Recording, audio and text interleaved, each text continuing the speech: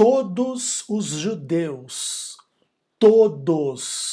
todos eles. Eu sou Ezequiel Gomes, você está no canal Vem Senhor Jesus e hoje nós continuamos a nossa saga de respostas ao movimento Descortinando o Adventismo. E nós temos aqui proposto descortinar os descortinadores a partir das suas próprias palavras, demonstrando de forma cabal, explícita e específica muitos erros dessas pessoas nas suas pretensas análises e refutações da teologia adventista, da escatologia adventista, da visão adventista a respeito das profecias. E nesse vídeo a gente vai reagir um pouquinho mais ao conteúdo produzido por esse ministério aí a respeito de Daniel capítulo 8. Então, eu vou mostrar para vocês agora o trechinho do vídeo ao qual a gente vai reagir hoje e já de antemão pedindo desculpa por ter que fazer vocês suportarem quase 1 minuto e meio de baboseira no ouvido de vocês. Dá uma ouvidinha aí. Daniel estava vendo isso uns 400 e poucos anos antes do que de fato aconteceu, mas ele já queria preparar, a profecia era para o futuro, ele já queria preparar o povo, né? Lá para frente que vai acontecer, mas vai durar isso, né? 2.300 tardes e manhãs. Então, depois disso, tudo voltará ao normal. O que aconteceu ali, tá? Como que voltou ao normal depois disso? Judas Macabeus, ele liderou algo chamado a Revolta dos Macabeus. E assim ele conseguiu livrar o povo judeu das mãos de Antíoco Epifânio. Ele guerreou ali por 3 anos e meio. E ele conseguiu, né, vencer essa guerra contra Antíoco Epifânio, que foi algo até um milagre ali, né, porque ele estava em menor número e tal, mas eles conseguiram resgatar ali Jerusalém e eles conseguiram reconsagrar o templo, limpar o templo, né, de toda a profanação que foi feita depois desse período, exatamente como diz a profecia. Os judeus hoje em dia eles comemoram essa revolta, essa vitória da revolta dos Macabeus ali, num feriado chamado Hanukkah, bem conhecido, é o Festival das Luzes, né?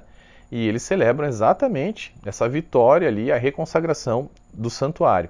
Todos os judeus, né, todos eles sabem que essa profecia aí de Daniel 8 se refere a isso. Pois então, né, pessoal? Como diz o meu amigo Tiago Santana da Liga Apologética, sempre que alguém vem com esse papo, todos os judeus pensam isso ou pensam aquilo, você já pode ter praticamente certeza que vai vir alguma heresia gigantesca em seguida.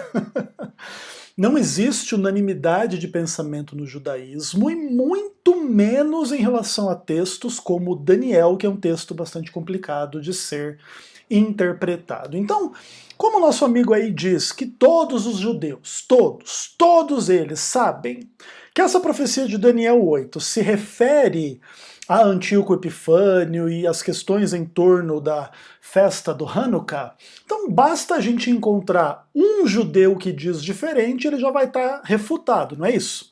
Sim, é isso, mas a gente vai fazer bem mais do que isso nesse presente vídeo, tá bom?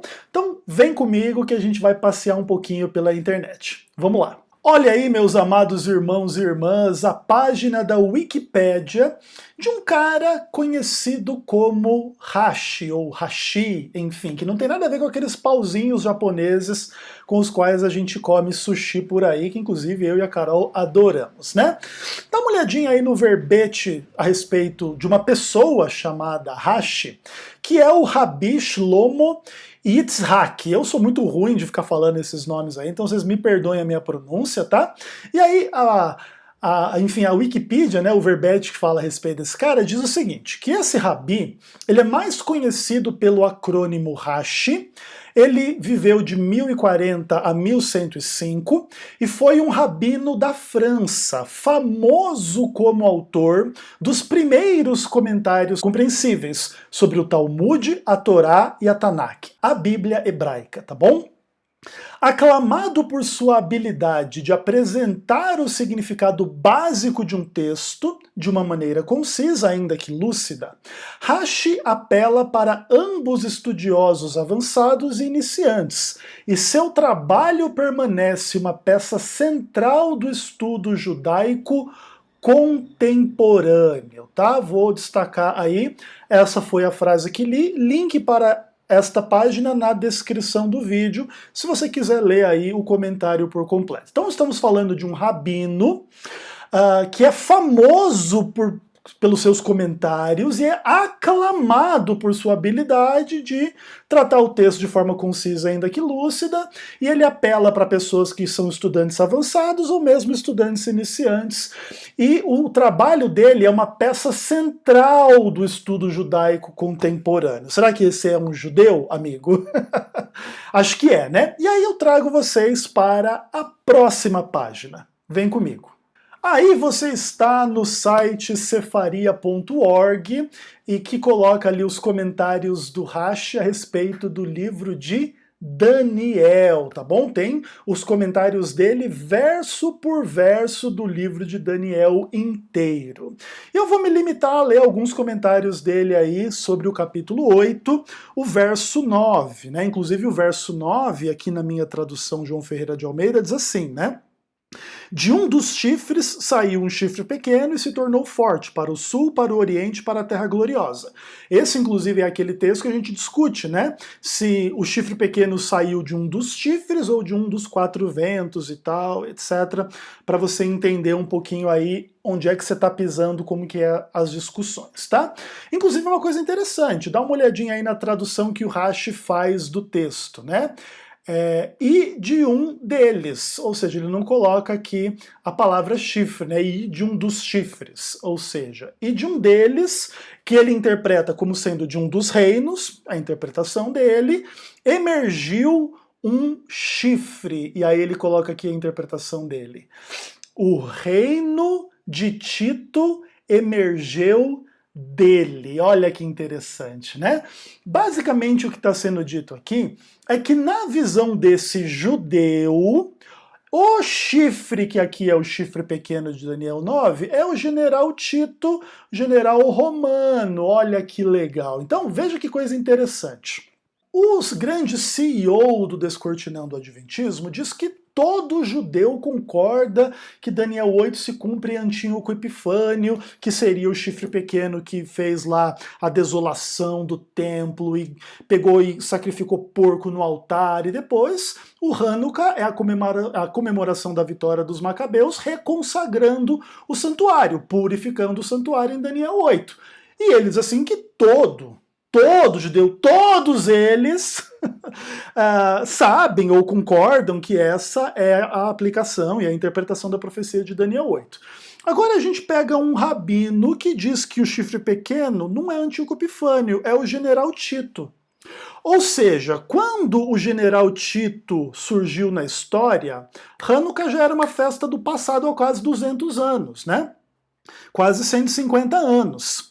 E na cabeça desse judeu aí, que é um dos maiores rabinos da história, o chifre pequeno não tinha nem surgido ainda quando o Hanukkah já existia há 150 anos. Aí surge o general Tito, aí é o chifre pequeno. Ou seja, o chifre pequeno que vai crescer até o exército, vai jogar por terra, vai tirar o sacrifício diário, vai deitar o lugar do santuário, e etc, etc, etc, surgiu quase 200 anos depois de Antíoco Epifânio. Como é que todo judeu concorda que isso aqui é Antíoco Epifânio e que a rededicação do santuário está aqui aludida no verso 14 de Daniel 8? Inclusive, nem importa qual seja a visão do Rashi a esse respeito. Se ele considera Tito o chifre pequeno de Daniel 8, verso 9, é impossível que ele considere a purificação do santuário como sendo a festa de Hanukkah, que quando Judas Macabeu supostamente foi lá e venceu Antíoco Epifânio. Então, só por isso aqui já está provado que, mais uma vez, o Descortinando o Adventismo está falando algo que é mentira, e a gente sabe quem é o pai da mentira, então a gente já sabe de onde que vem esse tipo de afirmação. Não, todos os judeus, todos eles sabem que essa profecia se refere a isso. Aí você pega um dos maiores rabinos da história e ele discorda. Mas isso é uma coisa importante vocês entenderem. O nosso grande CEO do Descortinando o Adventismo, ele mal conhece a doutrina da igreja a qual ele pertenceu supostamente por 20 e tantos anos lá desde o seu nascimento. Imagina o que ele sabe a respeito de uma religião tão complexa quanto o judaísmo, que obviamente ele nunca estudou. Aí você já tira um pouco assim qual que é a base, ou inclusive né, a falta de base dessas pessoas para falarem a respeito dessas coisas. Entretanto, o que mais a gente pode trabalhar em relação a essa questão? Eu quero trabalhar duas coisas. A primeira delas é o seguinte, no trechinho do vídeo que você viu aí, você percebeu a história que o nosso amigo conta, né? Que Daniel, ele teve a visão lá 400 anos antes de tudo isso acontecer, mas que só ia durar 2.300 tardes e manhãs e iria voltar ao normal. E como que voltou ao normal? Voltou ao normal quando Judas Macabeu criou ali a revolta dos Macabeus e conseguiu livrar os judeus das mãos de Antíoco Epifânio. Ele guerreou por 3 anos e meio e ele venceu a guerra meio que com milagre, porque ele era menor número, e eles, né, Judas Macabeu e mais os revoltados lá com ele, conseguiram vencer e resgataram Jerusalém e reconsagraram o templo, exatamente como diz a profecia. Isso aí é festejado até hoje no Hanukkah, que celebra a rededicação do santuário, e todo judeu concorda com isso. Ah, é? Todo judeu concorda com isso? A gente já demonstrou que isso é mentira. Agora, e os demais pontos que ele está falando aí? Veja que quando o anjo dá a interpretação a respeito de Daniel 8, ele diz algumas coisas muito interessantes. Ele diz que no fim do reinado lá dos 4 generais que surgem, né, do desmantelamento do reino de Alexandre o Grande, que era o chifre grande lá, em Daniel 8, no fim do seu reinado, quando os prevaricadores acabarem, levantar-se-á um rei feroz, aliás, um rei de feroz catadura, especialista em intriga. Ou seja, essa aqui é a interpretação de quem é o chifre pequeno, do que ele vai fazer, do que vai acontecer com ele, tá? É o rei de feroz catadura. Aí ele diz assim, grande é o seu poder, mas não por sua própria força, causará estupendas destruições, prosperará, fará o que lhe aprouver, destruirá os poderosos e o povo santo, por sua astúcia nos empreendimentos fará prosperar o engano, no seu coração se engrandecerá, destruirá muitos que vivem despreocupadamente, levantar-se-á contra o príncipe dos príncipes, mas será quebrado sem esforço de mãos humanas, diz o verso 25. Opa, peraí, pessoal. Segundo as fantasias do Descortinando o Adventismo, esse poder, o chifre pequeno Antíoco Epifânio, foi quebrado como? Com o auxílio das mãos humanas de Judas Macabeu e os seus revoltados junto com ele, que foram quem venceram ali o Antíoco Epifânio. Só por essa característica já cai por terra a interpretação. E outra coisa, Antíoco Epifânio nunca foi um cara que destruiu muito, prosperou muito, destruiu os poderosos do povo santo. O cara, depois de 3 anos, ele é morto pelos judeus? Ou seja, por sua astúcia, né, o Antíoco Epifânio não fez prosperar o engano, não se engrandeceu sobremaneira, não destruiu a muitos, não se levantou contra o príncipe dos príncipes, nem deixou de ser quebrado sem esforço de mãos humanas. O Antíoco Epifânio perdeu para os judeus. Agora, o chifre pequeno destruiu os judeus. Destruiu, prevaleceu, cresceu, fez prosperar o engano. Aí você compara Antíoco Epifânio com Roma. O que Antíoco Epifânio fez contra os judeus? Ele fez uma coisa terrível. Ele entrou lá no templo, sacrificou o ídolo, isso é terrível, ninguém vai discordar disso. Agora, Roma fez muito pior.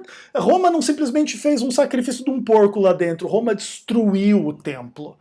Roma instituiu uma religião pagã, pseudo-cristã, para profanar a verdade, para se levantar contra Cristo, para dizer que o vigário de Cristo é um homem, é o Papa, para ensinar heresia, para ensinar as pessoas a adorar a imagem, invocar mortos e coisas desse tipo, coisas abomináveis da perspectiva da Torá, da palavra de Deus, da lei de Deus, né? Mudou o sábado para o domingo e tudo mais, né?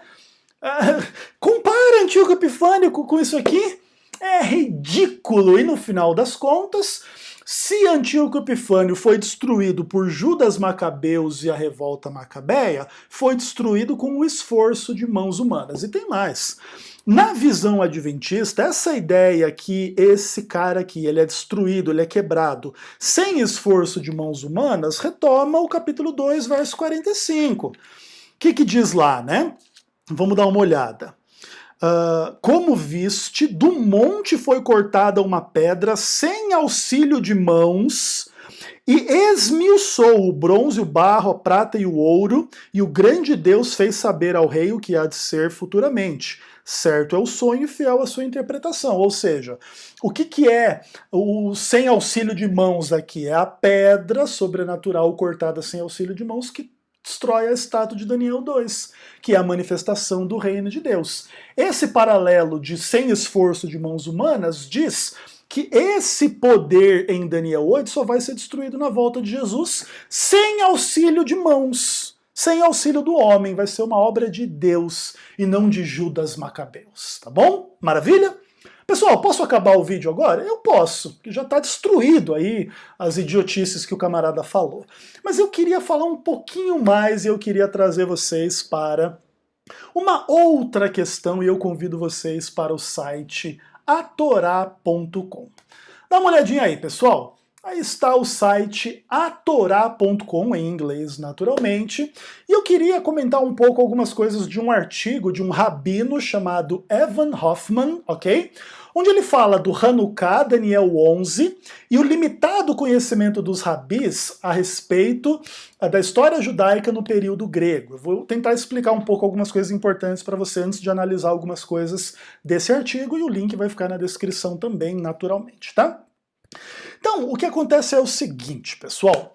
Uma das coisas mais impressionantes a respeito do livro de Daniel tem que ver com os seus paralelismos, né? Então, os paralelismos lá, lembra? A estátua é dividida em 4 pontos e depois 5 dedos, né? Depois lá os 4 animais, no fim, tem 10 chifres. Aliás, tem 10 dedos e 10 chifres. Então essa divisão em 4 partes da estátua com 10 dedos, ou 4 animais e 10 chifres, ela cria um paralelo muito importante para você perceber como que você interpreta o livro de Daniel, e aí existem milhares de interpretações diferentes a respeito desse tema, tá bom?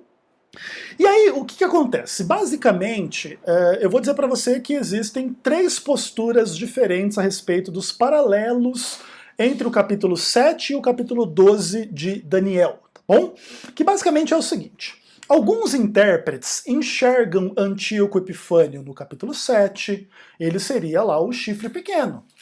Também no capítulo 8, ele seria o chifre pequeno. Também no capítulo 9, ele seria, no capítulo 9 aqui, aquele que faz uma aliança com os judeus e depois destrói ali as coisas. Quer ver? Ó, vamos dar uma olhada aqui. Ele fará firme aliança com muitos e na metade da semana fará cessar o sacrifício e etc. Tem alguns intérpretes que aplicam isso a Antíoco Epifânio. Ele fez ali uma jogada política com os judeus, depois foi lá e tirou o sacrifício e sacrificou porco lá e etc. Entendeu? E eles também veem, naturalmente, o Antíoco Epifânio nos capítulos 10 a 12, especialmente no capítulo 11, ali nas imagens daquele rei que causa destruições e tal, e tal, e tal, etc. Beleza? Então essa é uma leitura comum entre alguns estudiosos do livro de Daniel. Antíoco Epifânio está no livro inteiro e é um personagem absurdamente importante nesse material aqui. E o capítulo 11 seria o ápice dessa revelação, onde os movimentos de Antíoco estão mais claramente revelados. Beleza? Por outro lado, a visão adventista é o exato oposto.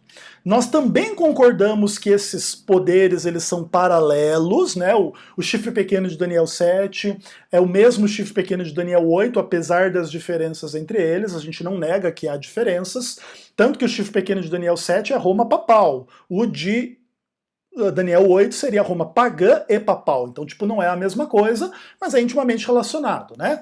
É Roma nos dois casos.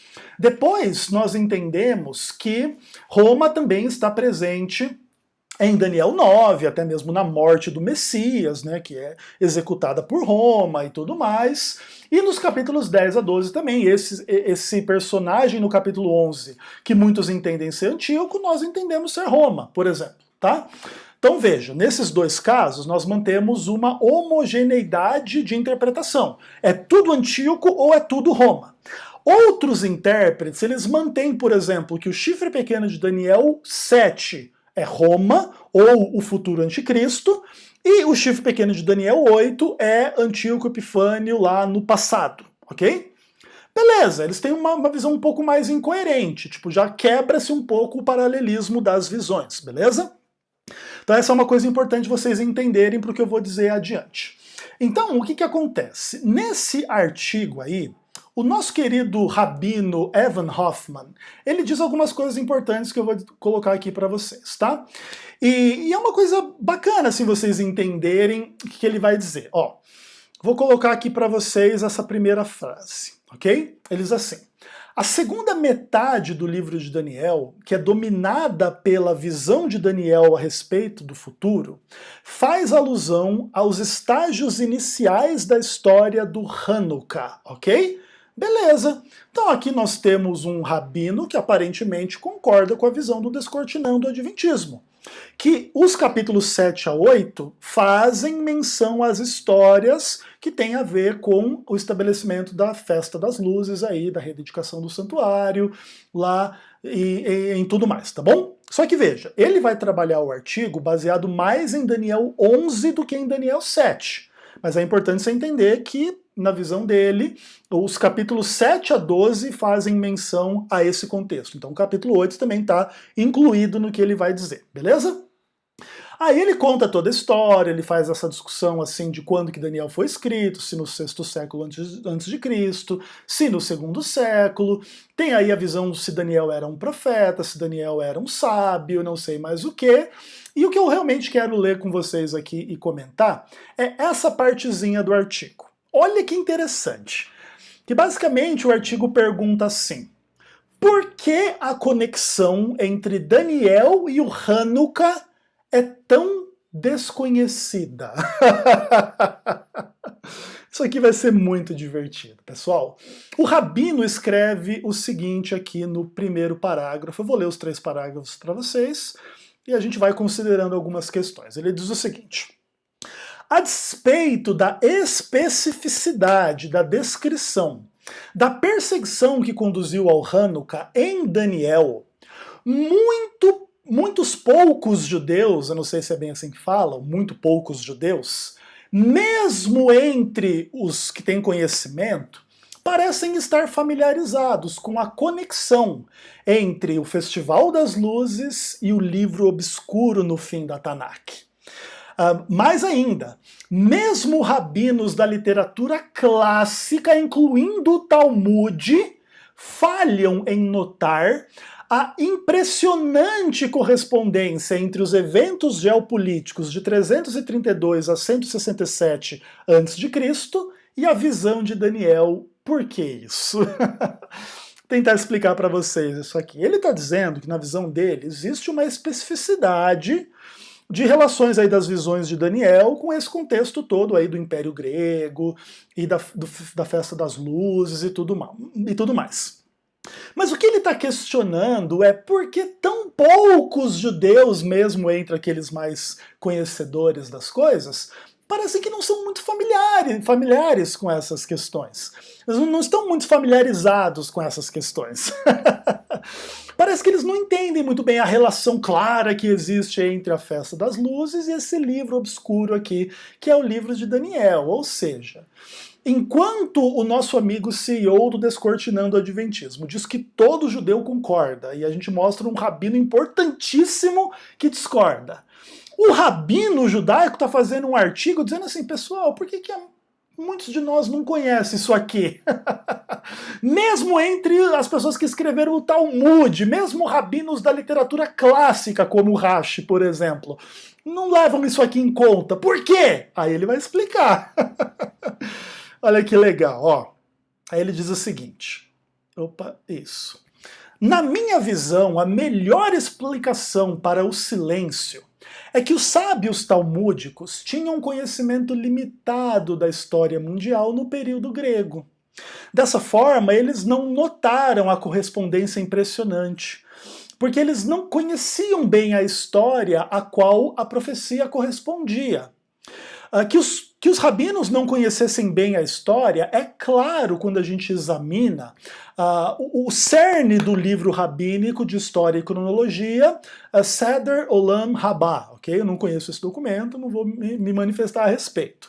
Aí ele diz assim, que esse livro está cheio de erros factuais, mais famosamente em relação a questão assim do cumprimento do período persa, né, do tamanho do período persa, por aproximadamente 160 anos. Aparentemente, então, um rabino escreveu um livro meio que errando as datas aí da cronologia da época persa, tá bom?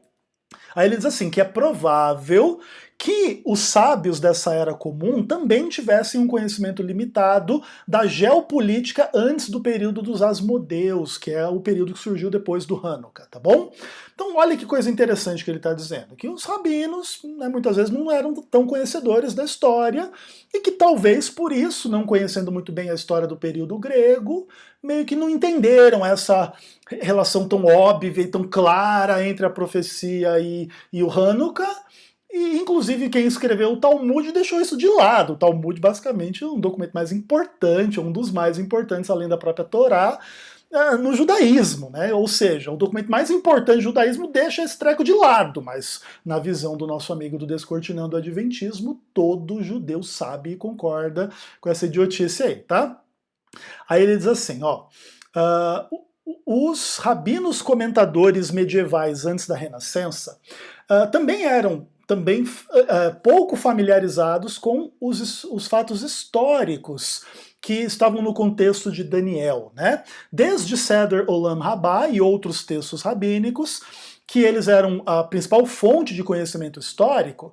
Então, esses rabinos eles propuseram uma ampla gama de variações para esses textos finais do Daniel. Rashi, por exemplo, interpretou o final de Daniel como se referindo ao Império Romano, particularmente o reino de Tito, enquanto o Sadi Gaon, que deve ser um outro rabino, interpreta Daniel 11, 16 a 35 como se referindo a Roma, mais 36 até o capítulo 12, verso 1, como um reino ismaelita dos árabes, ok?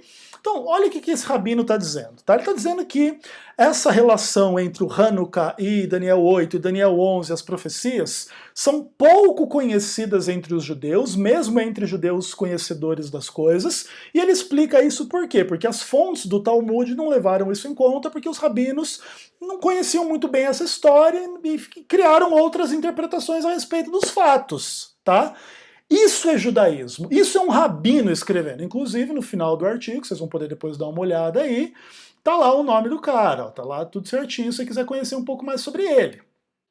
Olha aí, ó, o Rabbi Evan Hoffman é o Rabbi da congregação Anshe Solom em New Rochelle, Nova York, e ele foi assistente da sinagoga de Park West em Manhattan, ele recebeu o Shemirah da Universidade de Yeshiva, não sei o que, fez mestrado em Modern Jewish History, né, em História Moderna dos Judeus, e não sei o que, e esse é o cara que escreve, entendeu? Esse é o cara que escreve no site atorá.com, dizendo que essa questão é pouco conhecida, precisa resgatar, precisa entender, e explica por que a maioria dos rabinos clássicos, inclusive, nem fala dessa suposta conexão clara entre Hanukkah e Daniel 8. Isso é judaísmo. Isso também não quer dizer que não existem judeus, especialmente hoje, especialmente também aqueles conectados ao método preterista, que concordam que isso aqui é Antíoco Epifânio. Tem vários judeus hoje que concordam com isso. Mas é longe de ser unanimidade. Então, mais uma vez aqui, o descortinador resta descortinado. Um abraço a todos.